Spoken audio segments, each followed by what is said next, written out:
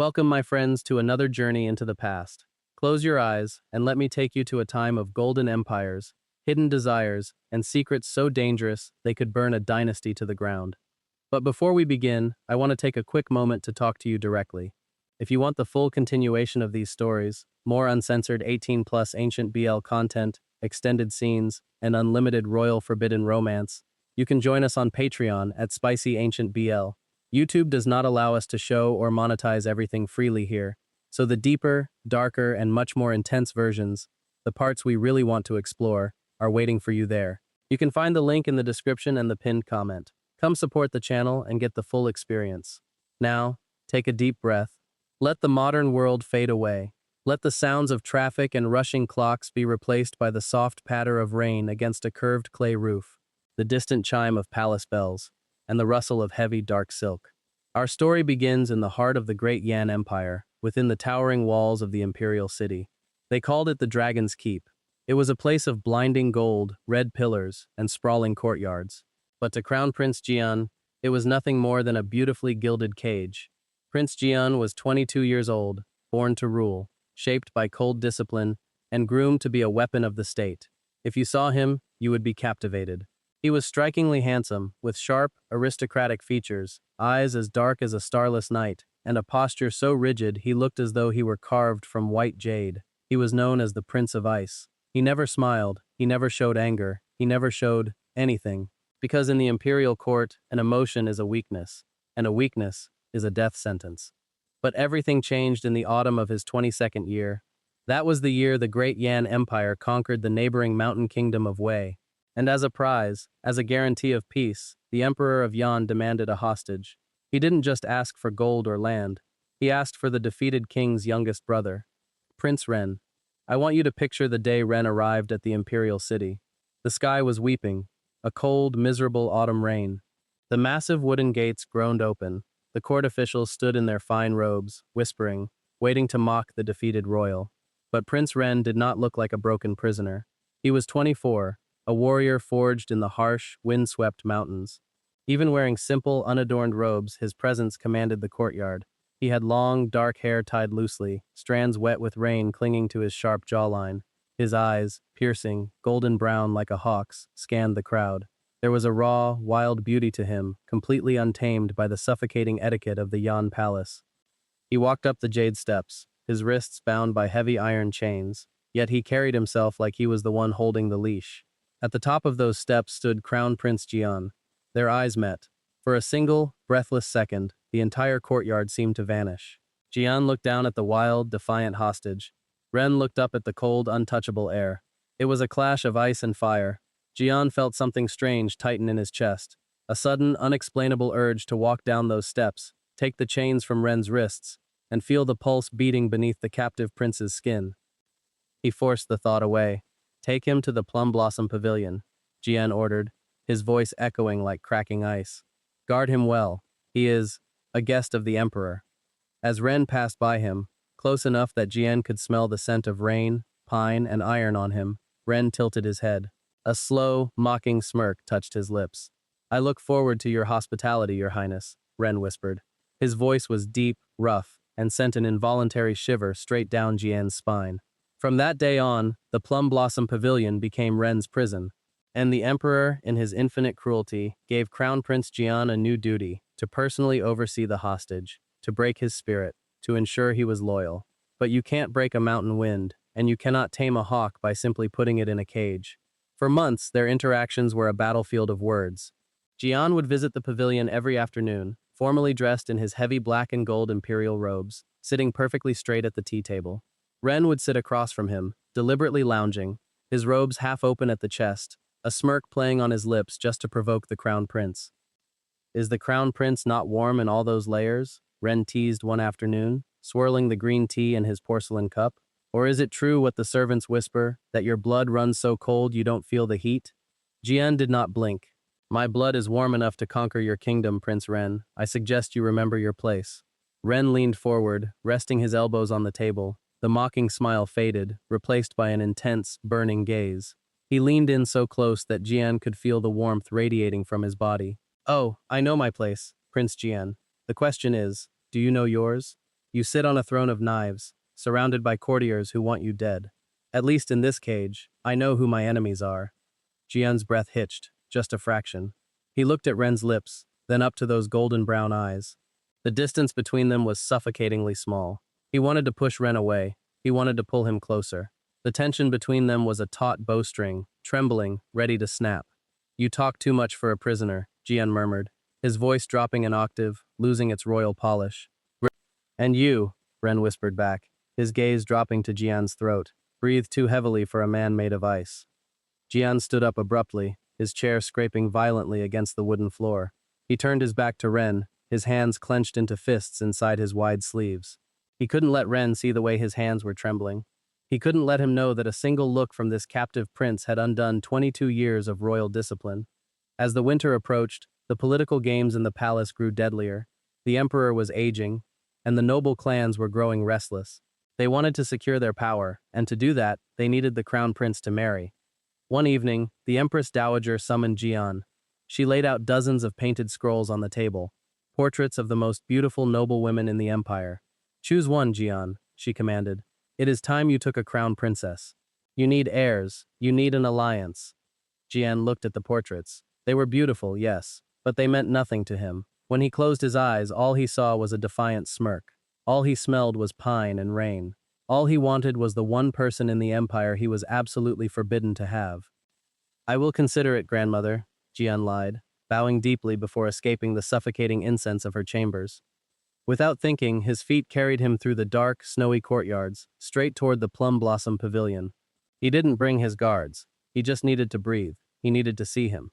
When Jian entered the courtyard, the snow was falling gently in the moonlight, and there was Ren. He was in the center of the courtyard, practicing swordplay with a fallen, heavy wooden branch. His movements were deadly, graceful, like a dance of violence. Sweat glistened on his bare chest despite the freezing cold. Jian stood in the shadows, watching him, entirely captivated.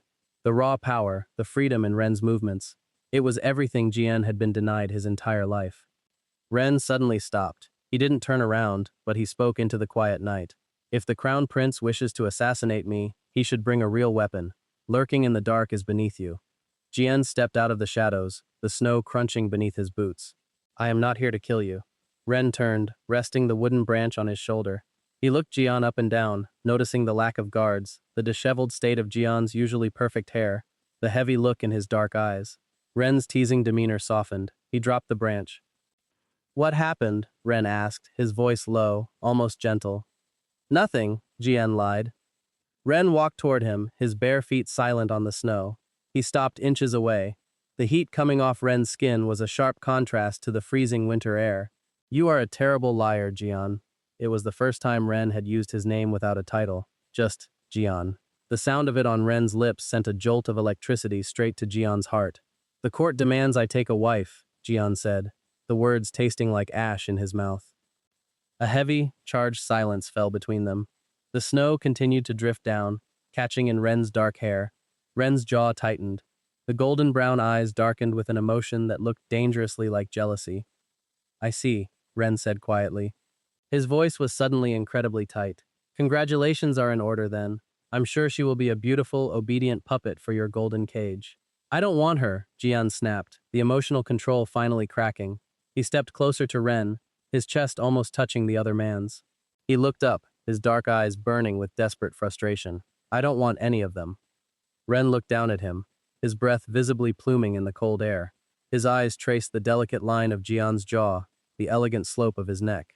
Slowly, hesitantly, as if fighting his own instincts, Ren raised a hand.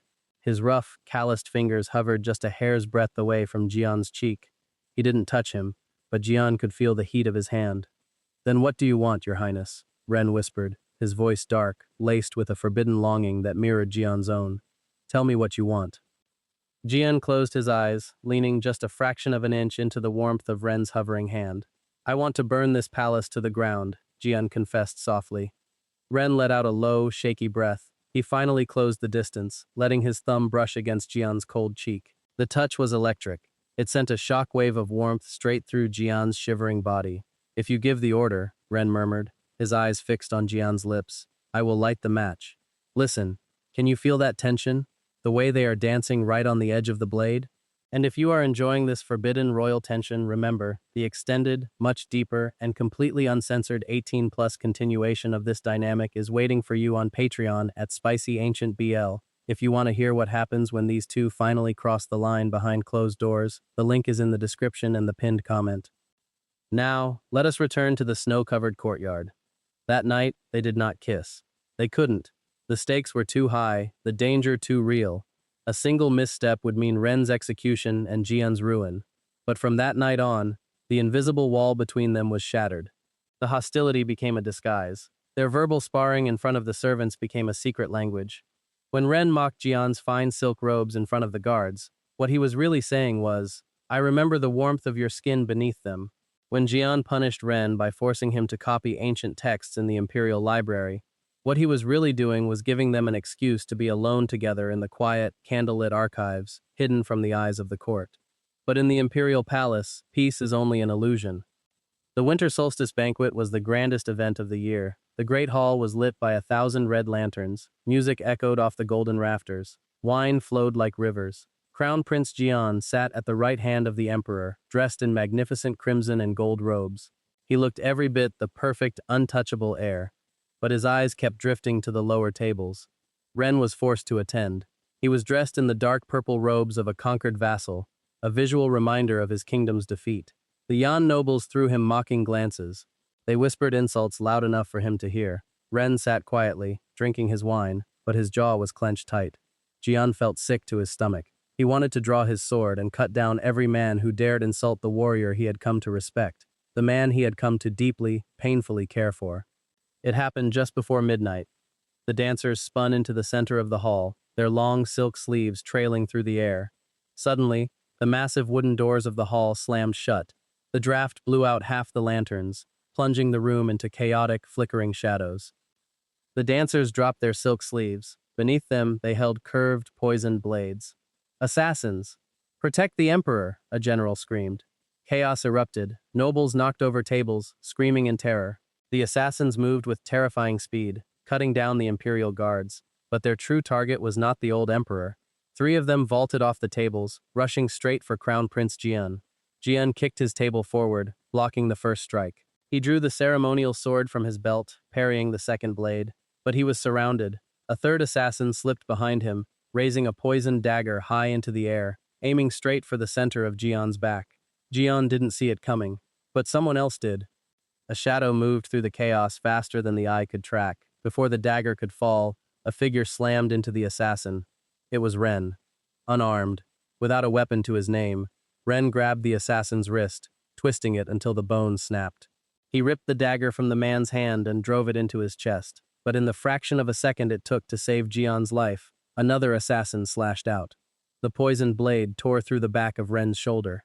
Ren let out a choked gasp, stumbling forward.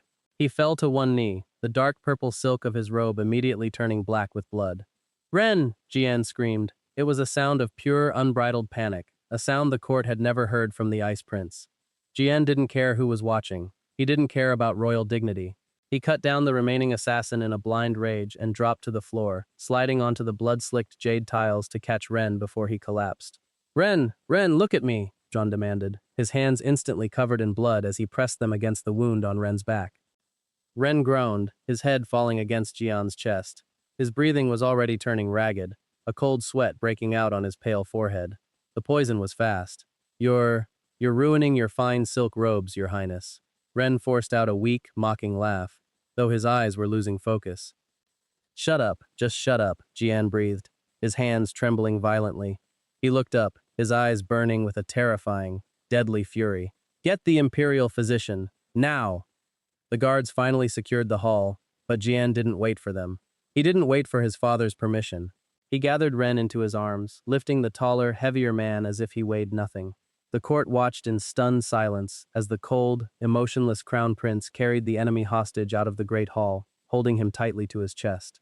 Jian bypassed the Plum Blossom Pavilion. He carried Ren straight to his own private chambers in the inner palace, a place no one was allowed to enter. He kicked the doors open and laid Ren face down on his massive, silk-draped bed. The imperial physician arrived moments later, trembling in fear. "Save him," Jian ordered, his voice dangerously low. If he dies, I will execute you and your entire bloodline. Do you understand me? The physician nodded frantically, opening his medicine box. The poison, it is strong, Your Highness. I need to burn it out. It will be incredibly painful. Do it. Jian knelt beside the bed. He grabbed Ren's uninjured hand, gripping it tightly in both of his own. Ren was shivering uncontrollably, his golden brown eyes glazed over with fever. Jian? Ren mumbled deliriously, his fingers weakly squeezing Jian's hand. It hurts. Hearing the fierce mountain warrior sound so vulnerable shattered whatever was left of Jian's iron control. He leaned down, his lips brushing against Ren's sweaty temple. I know. I know it hurts. Stay with me, Ren. You don't have my permission to die. You hear me? I am the crown prince, and I forbid you from leaving me. The physician poured a strong, stinging medicinal wine over the open wound. Ren screamed, his body arching violently off the bed. Jian threw his body over Ren's, holding him down with his own weight to stop him from thrashing, pressing his face into the crook of Ren's neck. Breathe with me, Jian pleaded, his own tears finally falling, mixing with the sweat on Ren's skin. Hold on. Please, Ren, please. It took hours. The longest, darkest hours of Jian's life. He stayed by the bed, refusing to leave, refusing to let the servants clean the dried blood from his hands. He watched the steady rise and fall of Ren's chest, terrified that at any moment it might stop. Sometime near dawn, the fever finally broke. The heavy rain had started outside again, drumming softly against the paper windows. The room was lit only by a single flickering candle. Jian was sitting on the edge of the bed, staring blankly at his blood-stained hands. He felt a weak pull on his sleeve. Jian's head snapped up. Ren was awake. He looked exhausted, pale, and stripped of his usual armor of defiance. But his eyes were clear, and they were fixed entirely on Jian. You look terrible, Ren whispered, his voice incredibly hoarse. Jian let out a choked breath. He didn't say anything. He couldn't. He just leaned forward, resting his forehead gently against Ren's uninjured shoulder, his shoulders shaking with silent, overwhelming relief. Ren slowly lifted his heavy hand and rested it on the back of Jian's neck, his fingers burying into the crown prince's perfectly styled, now messy dark hair. He gently stroked Jian's hair, a comforting, deeply intimate gesture. Why? Jian whispered, his voice muffled against Ren's skin. Why did you jump in front of the blade? You could have let me die. You would have been free. Ren's chest rose in a deep sigh. In the quiet intimacy of the candlelit room, all the games, all the banter, and all the pride finally fell away. Because a world without you, Jian, Ren murmured softly, his thumb tracing the nape of Jian's neck, is a world I no longer have any desire to live in. Jian lifted his head. He looked down at Ren. The air between them grew impossibly thick, charged with a magnetic, undeniable pull. The political barriers, the kingdoms, the titles, they all burned away in the heat of that gaze. Jian reached out, his trembling hand cupping Ren's face.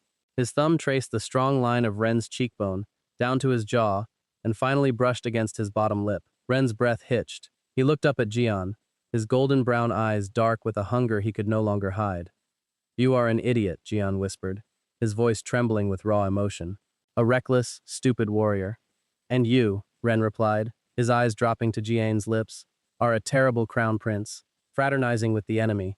You are not my enemy, Jian breathed. Jian leaned down. The distance between them vanished. Their lips barely brushed. It was an agonized, tantalizing ghost of a touch.